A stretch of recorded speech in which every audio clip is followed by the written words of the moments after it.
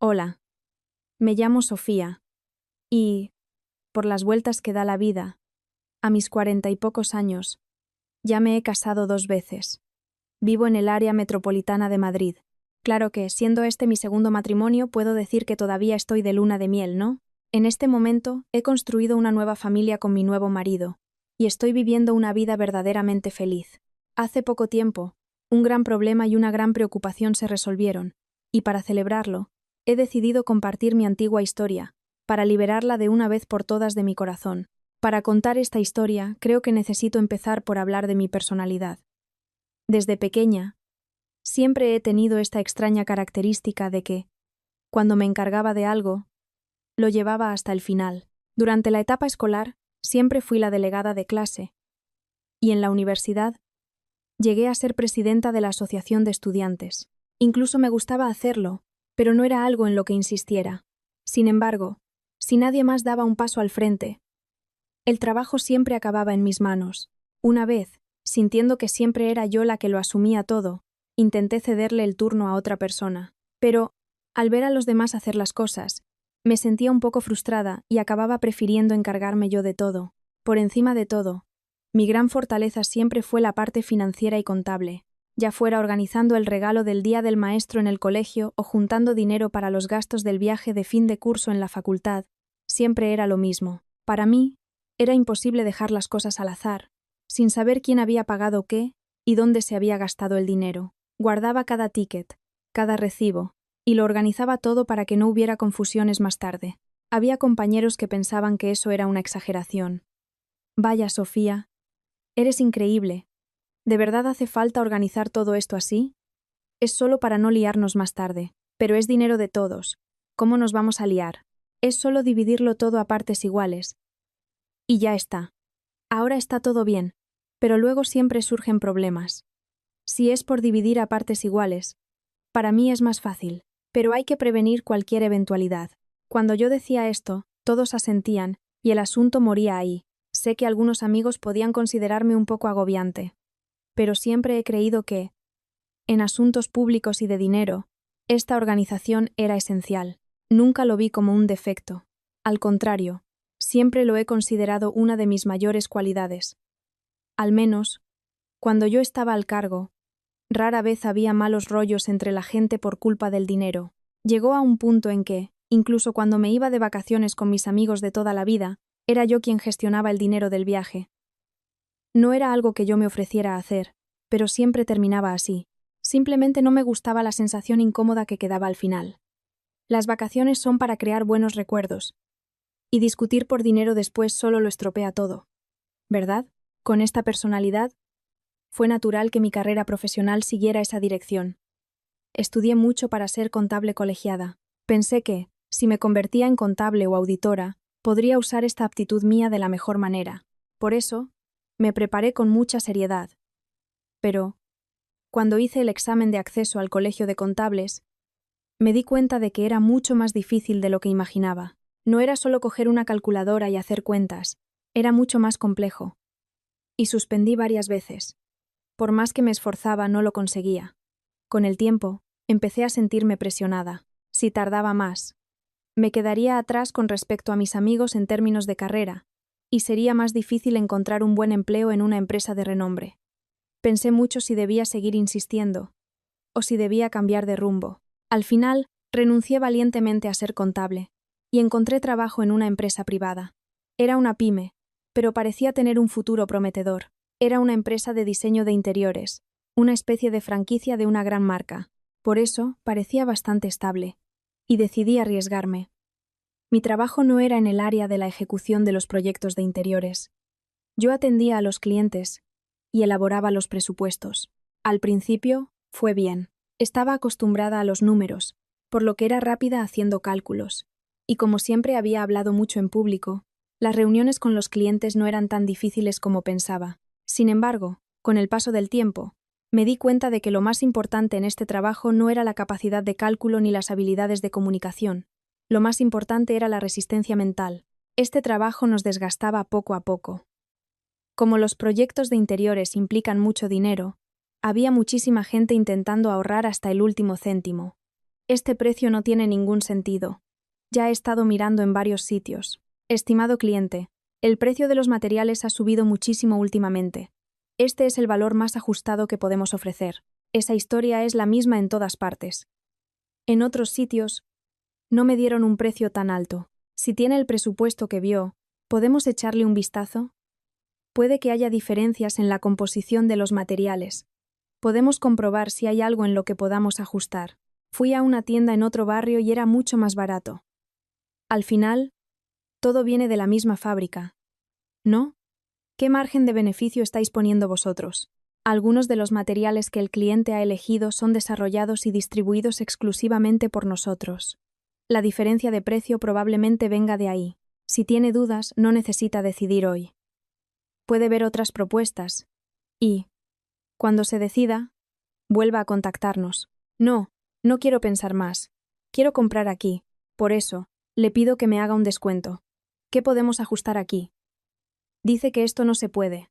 Aquello tampoco. Pasar el día entero lidiando con personas que insisten en lo imposible comenzó a irritarme, sin que me diera cuenta. En esa época, mis amigos decían que parecía una guerrera. Yo me reía, pero por dentro pensaba, es verdad, he cambiado un poco con esta mierda de vida profesional. Fue en una fase en la que pasaba los días lidiando con clientes difíciles en la empresa, sintiéndome constantemente en alerta, cuando, irónicamente, me convertí en un corderito manso delante de una única persona. Esa persona era mi exmarido. En el trabajo, vivía literalmente en modo lista para la batalla, pero bastaba ver su rostro para que ese modo se apagara. Era extraño para mí. Parecía que tenía un interruptor. Conocí a mi exmarido poco después de empezar a trabajar en la empresa de interiores. Él era empleado de la tienda de iluminación que estaba justo al lado de la nuestra. Como la decoración de interiores y la iluminación son cosas que la gente suele mirar en conjunto, era frecuente que nuestros clientes fueran los mismos. Naturalmente, nos cruzábamos muchas veces por motivos de trabajo. Cuando un cliente nuestro preguntaba dónde podía ver lámparas, lo enviábamos a la tienda de al lado.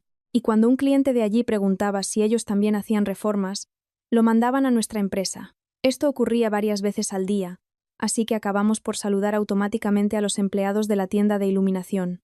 Al principio, él era solo una persona más que veía por allí, pero, por una serie de coincidencias, empezamos a vernos con mucha frecuencia. En mi empresa, además de mí, había otras 2 personas de mi edad.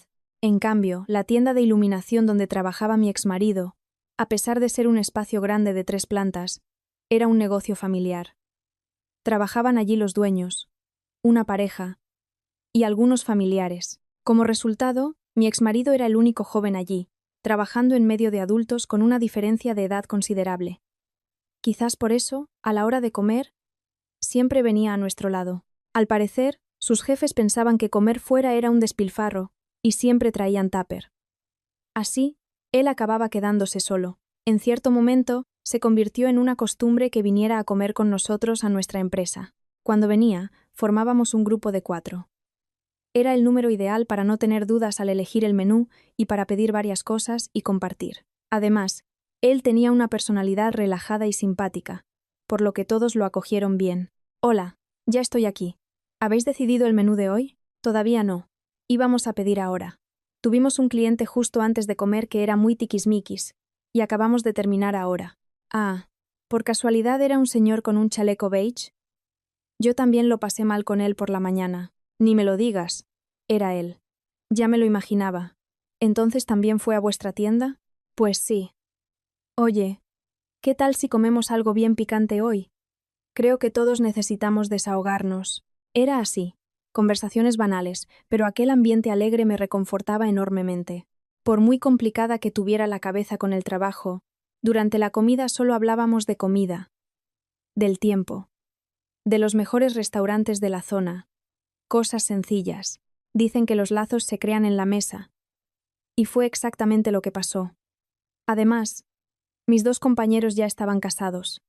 Así, naturalmente, los únicos solteros éramos él y yo. Por eso, a veces, después del trabajo, íbamos a tomar algo juntos. Íbamos por Malasaña o La Latina para tomar una caña, que rápidamente se convertía en 2 o 3. Después de conocernos y comer juntos durante aproximadamente un año, empezamos a salir. Al encontrar a una buena persona, mi personalidad, que se había vuelto tan irritable, comenzó a suavizarse. Aunque pasara todo el día tensa en el trabajo, bastaba ver su rostro al final del día para que mi ceño fruncido se relajara. Cuando anunciamos que nos íbamos a casar, la reacción de todo el mundo fue prácticamente la misma. Si no os casabais vosotros, ¿quién se iba a casar? Era lo que más oíamos. A ojos de los demás, éramos una pareja que encajaba a la perfección. Teníamos gustos similares para comer, la conversación fluía, y aunque discutiéramos, nunca duraba mucho. Por eso, mientras éramos novios, sinceramente, nunca pensé que el matrimonio pudiera ser tan diferente. La frase "el matrimonio es la vida real". En aquel momento, pensé que era solo un dicho. Cosas que no se notan antes de vivir juntos empezaron a aparecer, una a una, cuando pasamos a compartir la misma casa. La mayor diferencia que sentí fue que mi marido era una persona que prácticamente no hacía planes. Él era del tipo que pensaba, el día de hoy tiene que ser feliz para tener fuerza para vivir el mañana. Yo, por otro lado, era del tipo que necesitaba tener las tareas de hoy todas hechas para poder siquiera pensar en el día siguiente. Mientras éramos novios, esa característica suya incluso me parecía atractiva. Como yo era una persona que vivía pegada a listas y planes, sentía una cierta envidia de la gente como él. Me parecía increíble poder disfrutar del presente de esa manera, sin grandes preocupaciones. En ese momento, pensé que, por ser diferentes, nos complementábamos, pero viviendo en la misma casa, con la misma rutina, me di cuenta de que no funcionaba. Mi marido no tenía ningún problema en dejar para mañana lo que se podía hacer hoy. Cariño, esto puede esperar a mañana. Hoy vamos a descansar y ya. Si no lo hacemos hoy, mañana se acumulará con otras cosas. No pasa nada. Aplazarlo un día no mata a nadie. Esta conversación era muy frecuente. Él siempre insistía en vivir el presente con alegría, y yo, cada vez que lo oía, sentía una opresión en el pecho. Nunca se sabe lo que la vida nos depara, y no podía evitar pensar que teníamos que trabajar duro hoy, ahorrar dinero, para que el mañana también fuera bien. Sin darme cuenta empecé a echarle sermones. Ahora puede parecer que todo está bien, pero la vida da muchas vueltas. De repente, puede pasar algo en la empresa. Podemos ponernos enfermos. Tenemos que pensar en eso y reducir los gastos superfluos. Ya vienes con esos pensamientos tan lejanos. Todavía no tenemos edad para preocuparnos por eso. Además, no ganamos menos que los demás. Ganamos bien. Vivimos bien. ¿Por qué tenemos que vivir de forma tan estricta ya? El dinero se vuelve a ganar, pero eso es lo que piensas ahora. ¿Cómo vamos a afrontar algo que ocurra de repente? Y no somos solo nosotros. Tenemos que pensar también en nuestros padres. Mis padres todavía están hechos unos robles. Y tus suegros hacen ejercicio. Están fenomenal. Siempre estás anticipando lo peor. ¿Qué gracia tiene vivir así? Contando hasta el último céntimo. Al oír aquello me quedaba sin palabras, pero, al mismo tiempo, sentía una rabia creciente. No es que quisiera vivir contando los céntimos, pero él me hacía sentir como si yo fuera una persona sin ninguna gracia. Fingía escuchar lo que yo decía, pero luego se reía o cambiaba de tema. Claro que, a veces, su impulsividad era positiva. Muy raramente, pero ocurría. Un fin de semana que estábamos en casa sin planes, tumbados en el sofá.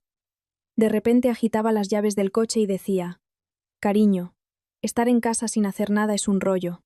Vamos a airearnos. Acabo de alquilar una autocaravana». «¿Qué? ¿Ahora? ¿Has alquilado una autocaravana ahora?» «Sí. Encontré un sitio que hace alquileres para el mismo día. Me pareció que estabas aburrida, sin nada que hacer, y encontré esto. Irse sin ningún plan también tiene su gracia. En serio. Tú siempre eres así». De repente, sinceramente, al principio me quedaba perpleja, pero también lo admiraba. ¿Cómo podía ser tan decidido? Y, cuando íbamos, acababa siendo genial. Y, como yo lo disfrutaba y me divertía, él se entusiasmaba y empezaba a preparar la siguiente aventura. El colmo fue cuando, de repente, decidió que íbamos a pasar un fin de semana en un hotel de lujo y lo pagó todo sin decirme nada. «Cariño, no tienes nada para este fin de semana, ¿verdad? Ayer estaba en internet y pillé una oferta espectacular. Como has estado tan estresada con el trabajo, decidí arriesgarme. Por este precio no había razón para no ir. ¿No crees? Vaya, ¿qué es esto? ¿Cómo has conseguido esto? A ver. Madre mía, es verdad. ¿Cómo conseguiste este precio para este hotel? Eres el mejor. A este precio. Se cancelan hasta los compromisos. Claro que sí. Tú solo tienes que confiar en mí y venir. Soy el maestro de esto. No te dije nada ayer para que fuera una sorpresa, pero te lo digo ahora por si tenías algún plan para el fin de semana. Pero no tienes nada, ¿verdad? Este fin de semana es para esto. En esos momentos recordaba la época en que éramos novios y mientras disfrutábamos era genial. ¿A quién no le gusta un fin de semana de lujo en un hotel? En esos momentos, también yo me desconectaba de todo y descansaba. Pero eso era una o dos veces. Cuando se convirtió en un patrón, por mucho que fueran ofertas y descuentos, el dinero se sumaba. Inevitablemente, me enfrenté a la realidad llamada extracto de la tarjeta de crédito. Honestamente, el importe era bastante elevado, pero no quise decir nada en ese momento. Habíamos hecho los viajes. Fuimos al hotel. Pensándolo bien, era natural que el importe fuera ese. Lo que me dejaba aún más confusa era el hecho de que yo también lo había disfrutado. No fui arrastrada a la fuerza. Fui yo la que dijo que el hotel era estupendo. Fui yo la que comió comida deliciosa y sacó fotos. Había sido feliz en ese momento. Y ahora darme la vuelta y preguntar por qué gastamos tanto dinero me parecería un poco hipócrita. Por eso, ese mes decidí dejarlo pasar. En lugar de eso, abordé el asunto de forma muy ligera, sin ninguna presión. Le dije que me parecía que habíamos salido un poco demasiado ese mes, y que, aunque había sido divertido, lo gastado estaba, y que a partir del mes siguiente, deberíamos empezar a ahorrar un poco. Él estuvo de acuerdo sin ningún problema. Dijo que también sabía que había gastado mucho, y que a partir de entonces, intentaría controlarse. Pensé que afortunadamente todavía era posible dialogar con él, pero el problema vino después. A pesar de haber dicho que íbamos a reducir los gastos, nuestro estilo de vida no cambió en absoluto. Pedía comida a domicilio a escondidas y solo me informaba después. Llegaba a casa del trabajo, y de repente decía que un amigo lo había llamado y se iba a tomar algo. Y luego, como si nada, añadía que había pagado él la cuenta. Cada gasto individualmente no era muy grande, pero, acumulados, no había señal de que la factura de la tarjeta de crédito fuera a disminuir. Al contrario, después de haber acordado reducir el próximo mes, yo esperaba que los gastos disminuyeran un poco, pero, extrañamente, parecían aumentar aún más. Fue entonces cuando, sin darme cuenta, empecé a hacer cuentas por mi cuenta. Luz, comunidad, comida, transporte. Lo dividí todo por categorías, pensando puedo recortar aquí. Esa costumbre que tengo. Al fin y al cabo, soy buena en eso. Un día la situación llegó a este punto. Yo estaba en el supermercado comparando precios y mi marido, a mi lado, dijo con la mayor naturalidad: ¿Cuánto tiempo llevas mirando eso? Por unos céntimos de diferencia, no merece la pena. Son solo unos euros. Si comparamos el uso y el precio, es mejor. Tú compras todo sin pensar. ¿De verdad tenemos que ahorrar tanto en la comida que comemos? Al oír aquello sentí una rabia súbita. Me considero una persona racional, no una tacaña. Pero ese hombre me estaba convirtiendo constantemente en una mezquina. Dicen que, después de casarse, la gente consigue ahorrar más. Pero yo, después de casarme, estaba gastando mucho más. Ese día, decidí tener una conversación seria con él. No es para echarte un sermón, pero creo que necesitamos hablar en serio de esto. ¿Podemos seguir gastando así? ¿Cómo vamos a vivir en el futuro? ¿Por qué te pones tan dramática otra vez? Tengo que hacerlo. Siempre estamos diciendo, el próximo mes reducimos y nada cambia. Pero mi marido no estuvo de acuerdo de inmediato. Y a partir de ahí la conversación empezó a agriarse. Acabé tocando el tema de los hijos. En realidad, no quería abordar el tema de esta forma. Pero, en esa situación, no tuve otra opción. Entonces no vamos a tener hijos. Vamos a seguir viviendo así, sin planes. Y si pasa, pues los tenemos. Para tener un hijo hace falta dinero. Las consultas con el ginecólogo, el dinero para cualquier imprevisto durante el embarazo, el coste de la guardería, del parto, de las cosas para el bebé, todo eso es dinero que necesitamos tener ya. Claro que vamos a tener hijos. Las cosas para el bebé se pueden heredar o comprar de segunda mano. Y el Estado da algunas ayudas para los gastos médicos. ¿Y crees que no tenemos dinero para eso? No te preocupes tanto antes de tiempo. Los gastos del posparto tampoco son pocos. Estás pensando en todo eso, ¿verdad? Sí, el posparto. He oído que es caro. Pero en esas cosas, ¿no debería ayudar nuestra familia? Normalmente, la recuperación posparto se hace en casa de la madre.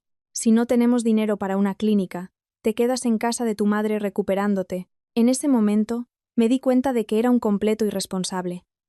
Decía que de alguna manera se arreglará, pero parecía no pensar en lo más mínimo en mi cuerpo, en nuestro hijo. Este hombre no tenía, de hecho, ninguna capacidad de planificación.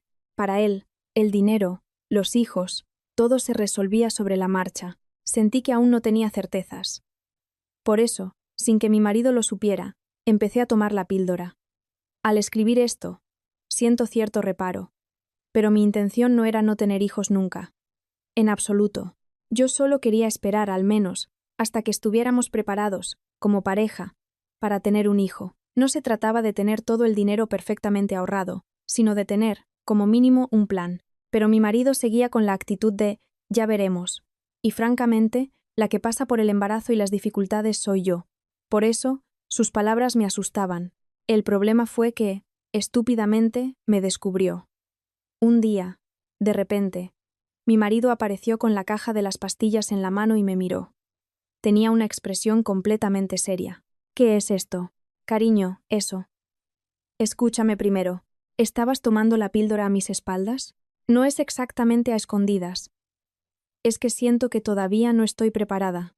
Vaya, esto es increíble. ¿Esto no es una traición?»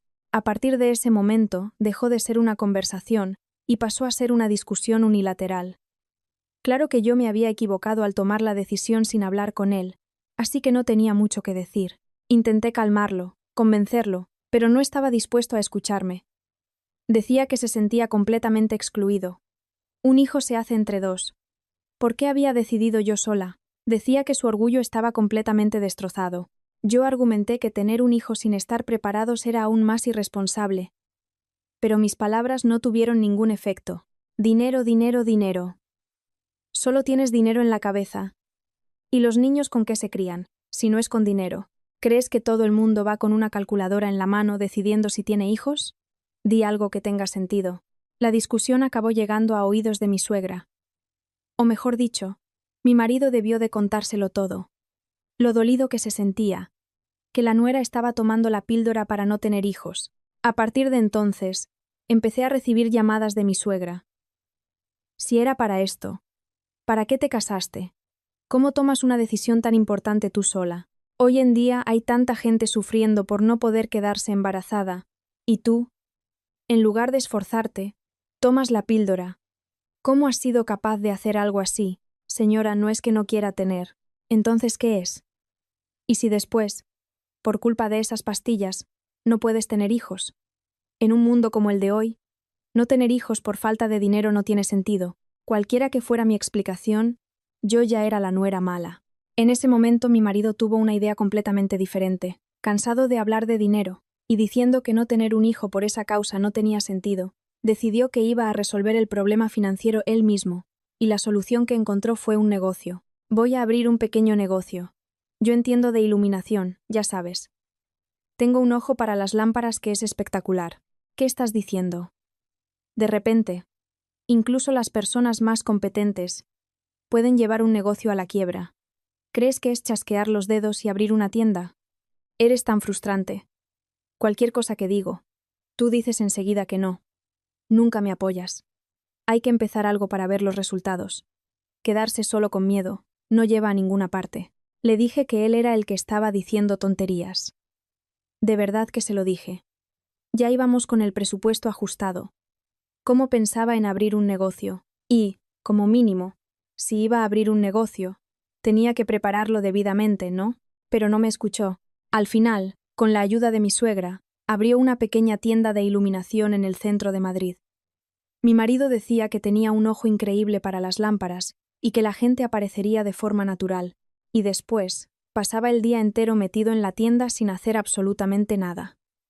Cuando entraba un cliente, ni siquiera se dirigía a él. Se quedaba jugando con el móvil. Al ver aquello, sentía que se me encogía el corazón. Pero, ¿qué podía hacer yo? La tienda estaba abierta, y para no salir yo perjudicada, tenía que ayudarlo. Por eso, fui yo quien organizó los proveedores, gestionó las facturas y la contabilidad. y en casa ahorraba al máximo en los gastos. Yo veía esto como una forma de apoyarlo, sinceramente. Mi única preocupación era salvar la tienda, pero mi marido lo consideraba una obligación. Lo oía decirles a sus amigos que una buena esposa tiene que dar este tipo de apoyo, y me hervía la sangre. Cuando dije yo que quería ser mujer de un empresario, ¿acaso pedí pasar por esto? Verlo pavonearse, embriagado con su nueva posición de jefe, era irritante, hasta que inevitablemente ocurrió el desastre. Un día, mi marido apareció con unos papeles y me dijo: «Cariño, necesito pedir un préstamo para la tienda, pero no me lo aprueban. Si eres mi avalista, creo que lo conseguiré. Firma aquí, por favor». Yo obviamente me negué. Ser avalista de un préstamo es extremadamente peligroso. Además, mi marido no tenía el más mínimo talento para los negocios. La tienda estaba llena de lámparas que no se vendían, acumulando polvo. Cuando entraba un cliente, apenas lo atendía, siempre pegado a los juegos del móvil. ¿Quién iba a hablar con él y comprar algo? El alquiler estaba atrasado, no entraba dinero, y mientras tanto se reunía con sus amigos y por ser el jefe pagaba las rondas. Era cuestión de tiempo que el dinero se acabara. Él insistía en que tenía que ayudarlo a salvar la tienda. Me pedía que pidiera el préstamo, una presión constante que me daba dolores de cabeza. Y cuando mi suegra se unió a él, la situación se volvió insoportable. Al final, acabé firmando. Pero... ¿sabéis qué? Por más que aguanté, la situación no mejoró. Al principio, era solo tenemos que aguantar este mes. Dicen que un negocio siempre tarda un tiempo en arrancar. Me aferré a esa idea. El primer mes siempre es así. A partir del segundo, las cosas mejorarán. Pero la realidad fue que, incluso con el préstamo, las cosas no mejoraron. Empeoraron. Poco después, mi marido empezó a no pagar los intereses del préstamo de la tienda. A partir de ahí, el desenlace se volvió obvio para cualquiera. Sí, acabamos cerrando la tienda. El problema es que, incluso en medio de todo aquello, mi marido nunca admitió que la culpa era suya. Al contrario, me echó todas las culpas a mí. La razón por la que el negocio quebró, la razón por la que las ventas no iban bien, era, según él, porque yo no lo había ayudado debidamente. Si me hubieras ayudado como es debido desde el principio, no habríamos llegado a este punto. ¿Qué más podía haber hecho? El aval, el dinero. Si hubieras sido un poco más proactivo en su momento, no estaríamos en esta situación. Los negocios son una cuestión de timing, y fuiste tú quien lo estropeó todo. Al oír aquello, mi primera reacción no fue de rabia, sino de incredulidad. ¿Qué más podía haber hecho yo? Fui yo quien se encargó de las facturas, la contabilidad, los contactos con los proveedores. Incluso iba a limpiar la tienda cuando no había nadie. ¿Tendría que haber hecho el trabajo de vendedor por él? ¿Tendría que haber salido a la calle con una lámpara en la mano gritando «comprad», y no quedó ahí? Mi suegra se unió a la fiesta. Empezó a llamarme, a aparecer en mi casa, y las palabras se volvieron cada vez más explícitas. Desde que tú entraste en esta familia como nuera, nuestra casa ha quedado en este estado. Señora, no sé qué he hecho tan mal. Lo único que recuerdo haber hecho fue apoyar a su hijo e intentar ahorrar dinero. Debería regañar a su hijo, que ni con toda mi ayuda fue capaz de gestionar un negocio. Yo sabía que mi suegra estaba actuando así porque ella también estaba desesperada. Para ayudar a su hijo, habían utilizado sus ahorros de la jubilación e incluso hipotecado la casa. Necesitaban culpar a alguien, y como no podían culpar a su propio hijo, se unieron para atormentarme. Culpar a los demás es siempre lo más fácil, ¿no? Mi marido acabó acusándome de no tener talento para ganar dinero y de ser solo un lastre en su vida. A partir de ahí, empecé a no querer ir a casa. Al principio, yo misma pensé que estaba exagerando. Al fin y al cabo, era mi casa. Éramos una pareja. Pero, cada vez que subía en el ascensor y me paraba frente a la puerta de casa, sentía que se me oprimía el pecho. Empecé a hacer horas extra a propósito, no porque tuviera trabajo, sino para llegar a casa más tarde. El dinero que ganábamos era limitado, pero las deudas eran enormes y mi salud mental se deterioraba cada día. Empecé a saltarme comidas. Tenía hambre, pero no tenía fuerzas para comer. Sobrevivía a base de café. Hacía más horas extra. Llegaba a casa y me acostaba inmediatamente. Mi cuerpo empezaba a dar señales de agotamiento, pero en ese momento no tenía energía para preocuparme por ello. Hasta que un día me desmayé. Sinceramente, Todavía hoy no recuerdo bien dónde fue. Cuando recuperé la conciencia, estaba en urgencias, tumbada con una vía en el brazo. Poco después, entraron mi marido y mi suegra. Las palabras que escuché en ese momento todavía resuenan en mi cabeza. Parece que está bien. ¿Para qué tanto escándalo? ¿No estará fingiendo? Qué desperdicio de dinero venir al hospital. En ese momento, más que rabia, sentí una claridad. Ah, estas personas siempre van a ser así. ¿Acaso se pararon a pensar por qué me había desmayado? En cuanto ese pensamiento se me ocurrió, me di cuenta de que ya no había razón para aguantar. No puedo seguir viviendo así. Vamos a divorciarnos. Después de montar toda esa escena de desmayarte, ¿aún vienes con esas? Mira, yo tampoco te aguanto ya. De acuerdo. Vamos a divorciarnos. Divorcio. El divorcio fue sorprendentemente rápido y vacío. No teníamos hijos, y ya estábamos hartos el uno del otro.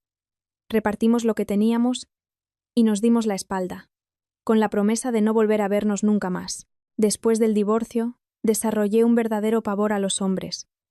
Literalmente. Si alguien mencionaba una cita a ciegas, me enfadaba al instante. Si la conversación era sobre salir con alguien, me levantaba y me iba. La gente a mi alrededor decía que cambiaría de opinión si conocía a la persona adecuada. Pero en ese momento estaba convencida. En mi vida no habrá un segundo matrimonio. No habrá más hombres. Cerré mi corazón. Y durante 3 años opté por vivir sola. Pero, al parecer, no debemos hacer promesas definitivas en la vida. La expresión cambié un cacharro por un coche de lujo me parecía una historia de otros. Pero la verdad es que me presentaron a una persona que me comprendía y me escuchaba hasta el final. Él tenía una historia similar a la mía. También había pasado por el dolor de un divorcio. En su caso, el motivo fue haberse centrado demasiado en el trabajo y haber descuidado a su familia. La mujer acabó siéndole infiel, y cuando él lo descubrió, se divorciaron. Al contarme la historia, no se lamentó ni culpó a su exmujer. Solo dijo: en aquel momento, creo que usé el trabajo como excusa y abandoné a mi familia. La forma en que lo dijo me pareció diferente. Al igual que yo, él había declarado que no volvería a casarse y llevaba mucho tiempo viviendo solo cuando nos conocimos. Por eso, desde el principio, nuestra relación no fue una pasión arrolladora, sino algo extrañamente cómodo. Había muchas cosas que no necesitábamos explicar y otras que encajaban de forma natural, sin esfuerzo. Fue increíble cómo todo pareció correcto desde el principio, como si siempre hubiéramos sido uno solo. No necesitaba ocultar nada sobre el dinero, y él no se sentía presionado cuando yo hablaba de planes.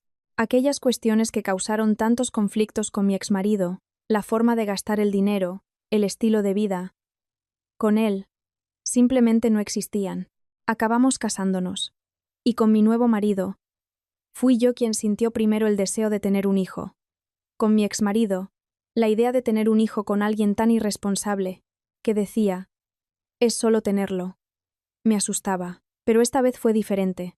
Me sentí tan estable, tanto a nivel financiero como emocional, que fui yo quien dijo que quería tener un hijo. Dejé el trabajo y empecé a prepararme para quedarme embarazada. Quería que mi cuerpo descansara, reducir el estrés. Hice todo lo que estaba a mi alcance. Pero las cosas no salieron como esperaba. Con mi edad, acabamos recurriendo a la fecundación in vitro. Y durante el proceso de FIV, confieso que fue muy difícil. El cuerpo sufría, pero la mente sufría aún más. Al estar siempre en casa, pensaba demasiado. Los intentos fallidos sucesivos me trajeron una ola de depresión. Empecé a tener seguimiento psicológico en la misma clínica, y la terapeuta me dijo algo importante. Sería bueno tener una actividad productiva, aunque fuera por unas pocas horas al día. Ella pensaba que, como yo había pasado toda mi vida trabajando, y de repente estaba en casa, solo intentando quedarme embarazada, la depresión se había agravado. Al oír aquello, me di cuenta de que tal vez ese era realmente el problema. Empecé a buscar algo que pudiera hacer solo unas horas al día. Fue entonces cuando mi nuevo marido sugirió: cariño, tú haces unos bocadillos de calamares que están para chuparse los dedos.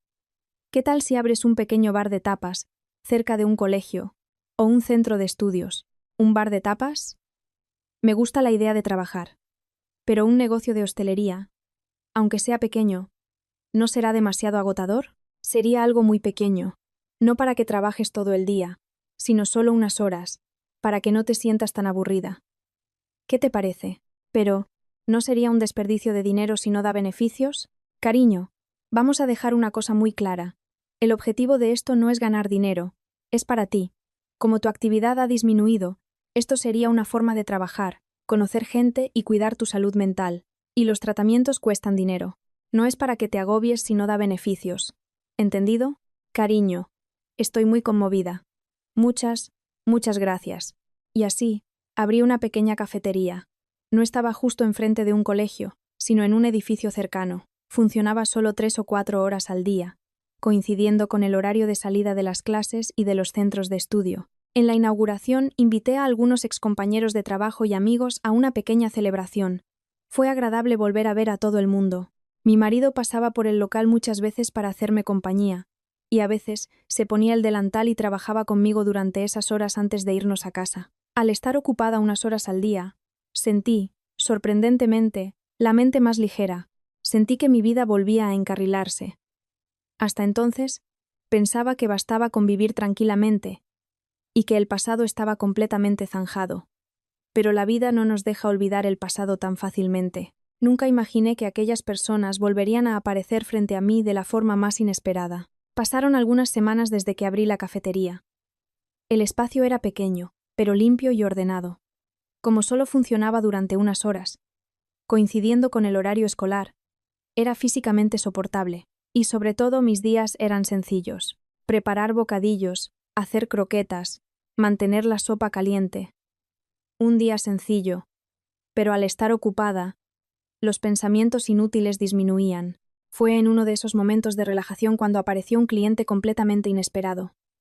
Yo dije, por costumbre, «Buenos días, ¿qué desea?»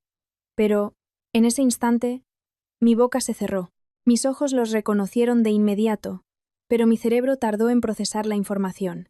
En el momento en que abrieron la puerta, no quise creer lo que veía. Eran mi exmarido y mi exsuegra.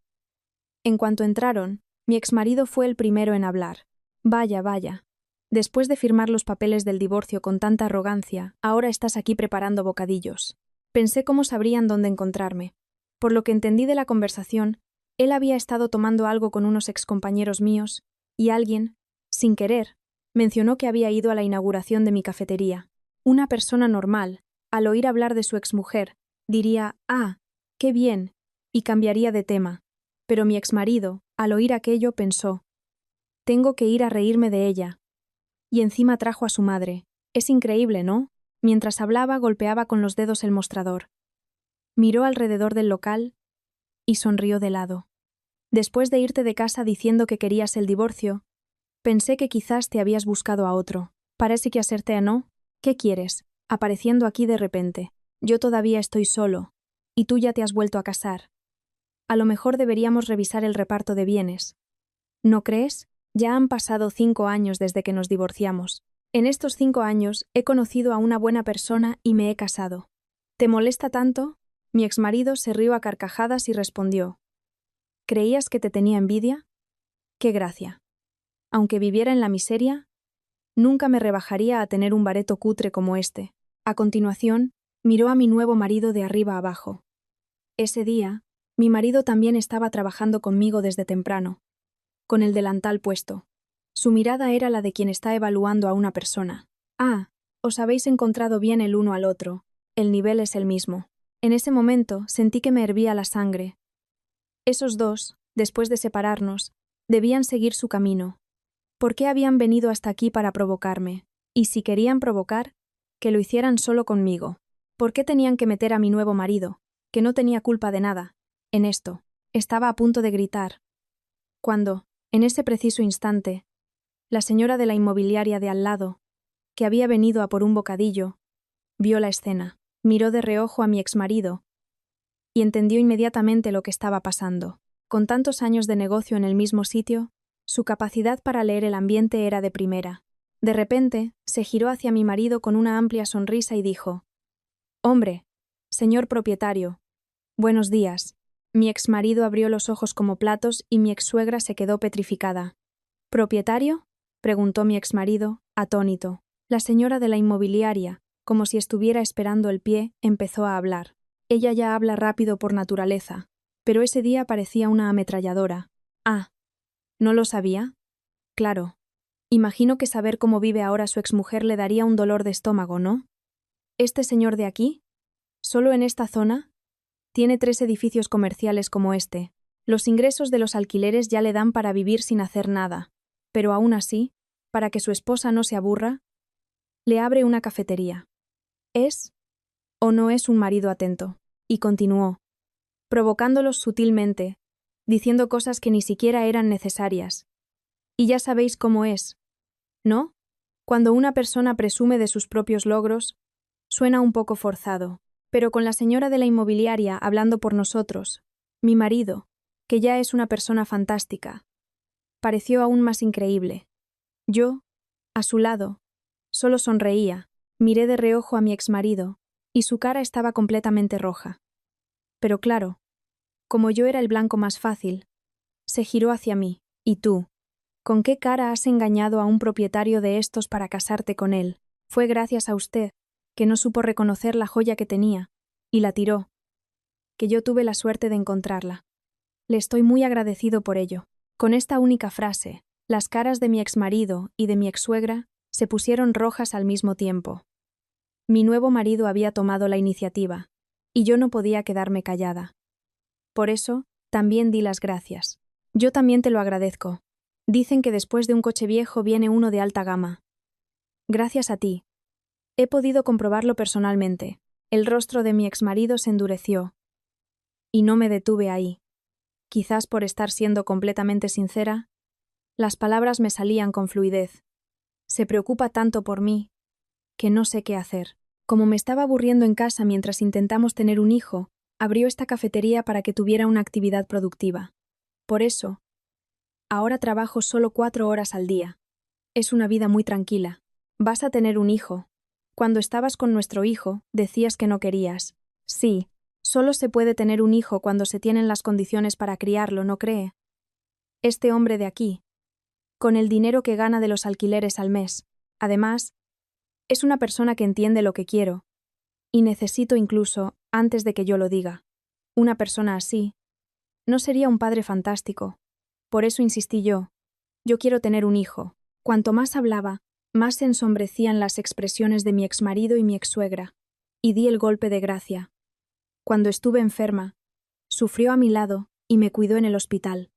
Eso me dio confianza. Es completamente diferente a alguien que me acusa de estar fingiendo y me echa maldiciones. Después de eso, los dos no dijeron nada más. No podían. Vinieron aquí pensando que yo había quebrado, y lo estaba pasando mal, listos para reírse de mí. Pero la realidad era la opuesta. No solo yo estaba viviendo mejor que ellos, sino que en general mi vida. Cogí un cucharón, saqué un poco de caldo gallego de la olla y llené un cuenco. Vinieron con malas intenciones, pero las cosas no salieron como esperaban. Deben de estar muy frustrados. Hace frío. Tómense este caldito para entrar en calor. ¿Crees que soy un mendigo? Ah, ¿no lo eres? ¿No fue tu negocio el que quebró después de usar los ahorros de la jubilación de tu madre e hipotecar la casa? ¿No andabas con la soga al cuello para pagar las deudas? Mira que hoy en día nadie da un caldo gratis. Te lo he ofrecido pensando en ti. Si no lo quieres, lárgate. Dije esto con una expresión de sorpresa exagerada, y la cara de mi exmarido se puso roja de rabia. Temblaba, sin poder decir una palabra. Su orgullo herido lo llevó a explotar de nuevo. ¿Te has casado con un propietario y ahora te crees superior a todo el mundo? ¡Qué pregunta tan obvia! Asentí sin dudarlo. Sí, lo creo. Cuando vivía contigo, cada día era una lucha. El dinero, la opinión de los demás, todo era estresante, pero desde que estoy con este hombre me siento en paz. La vida fluye de forma natural. Así que sí, no veo más allá de mis narices. Y parece que cuando una persona tiene dinero, el corazón también se vuelve más generoso. Hasta siento pena por ti por ser tan mezquino. A lo mejor soy una materialista, no sé. Con estas palabras, los dos se quedaron sin reacción, y yo di el toque final. ¿Todavía andas pidiendo dinero prestado para pagar las deudas? En lugar de estar aquí perdiendo el tiempo, ¿no sería mejor que te fueras a hacer alguna chapuza? Dije esto con una expresión de lástima, y él, después de gritar, «Ya veremos cuánto te dura esta buena vida», salió de la cafetería con su madre. Qué patético. No sé hasta cuándo aguantará aferrado a ese orgullo. Pero la imagen de él dándose la vuelta, después de haber venido a propósito para humillar a su exmujer y haberse llevado una lección, fue simplemente ridícula. Poco después de ese incidente, una de mis excompañeras, que había venido a la inauguración, apareció en la cafetería. Tenía una expresión de culpa. Dudaba en hablar. La miré y lo entendí al momento. Fue ella quien habló de mí delante de él. Creo que hablé de más cuando estábamos tomando unas cañas. Dije que habías abierto la cafetería, y por mala suerte tu exmarido estaba allí. No tuviste problemas, ¿verdad? Lo siento. ¿Por qué lo sientes? Gracias a ti. Le di una buena lección. Casi debería darte las gracias. Mi compañera abrió mucho los ojos, y le conté todo lo que había sucedido el día que aparecieron mi exmarido y mi exsuegra, desde sus provocaciones hasta la aparición de la señora de la inmobiliaria que le dio la vuelta a la situación. Mi compañera, al oír la historia, negó con la cabeza en desaprobación. Así que por eso montó todo ese numerito. Espera, escucha esto, te va a gustar. La forma en que lo dijo me despertó la curiosidad. Y tuve que escuchar el resto. Al parecer, mi exmarido no aprendió la lección. Volvió a probar suerte en los negocios, y esta vez se metió en algo muy parecido a una estafa. Encontró a una persona mayor, dueña de un edificio pero sin grandes conocimientos de gestión, y la convenció. Usted tiene el edificio, pero no sabe cómo rentabilizarlo, ¿verdad? Yo me encargo de todo, desde la reforma hasta la gestión. Usted solo tiene que poner el nombre. Hizo un contrato así, y si hubiera actuado correctamente esta vez, quizás las cosas habrían ido mejor. Habiendo quebrado ya una tienda de iluminación, era lo que se esperaba que hiciera, pero su codicia no tenía límites. Además de ese contrato, consiguió otro inquilino para uno de los locales, y actuó como si el edificio fuera suyo. Págueme la reforma, y puede empezar a trabajar. El alquiler se me paga a mí. El inquilino, claro, se lo creyó. Él se presentaba como experto en interiores, hablaba bien, y como tenía algo de experiencia, el contrato parecía legítimo. Y así, se embolsó el alquiler. Al verdadero dueño del edificio le decía: «Este mes el negocio no ha ido bien, solo hemos conseguido esto». Y le entregaba solo una parte. Básicamente, un contrato doble. Sin invertir un céntimo se estaba quedando con la mitad del alquiler. Pero, claro, algo así no dura mucho. Inevitablemente, el dueño del edificio y el inquilino se encontraron, y todo se descubrió. Fue denunciado por estafa y en este momento está a la espera de juicio. ¿Cómo puede una persona estar tan podrida por dentro? Yo no lo conocía así. Una persona puede engañarnos en un instante. Tu divorcio fue la mejor decisión de tu vida.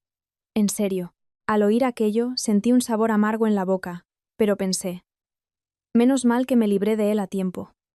Lo que sea que pase con su vida, ya no es mi problema. Y después, como por milagro, algo bueno ocurrió en mi vida. La fecundación in vitro funcionó. Ahora estoy embarazada de 4 meses. Como el médico me recomendó reposo, he cerrado la cafetería temporalmente. Estoy viviendo un día a la vez, centrada en el embarazo. Mi única gran preocupación se ha resuelto, y me siento en paz. Antiguamente, la idea de parar y descansar me provocaba ansiedad, pero ahora, extrañamente, me siento bien. Ahora lo entiendo. La razón por la que mi corazón andaba siempre acelerado y ansioso era porque las personas a mi alrededor no eran de fiar.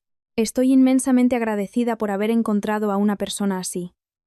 Y a todos vosotros que habéis escuchado mi historia hasta el final, mi más sincero agradecimiento.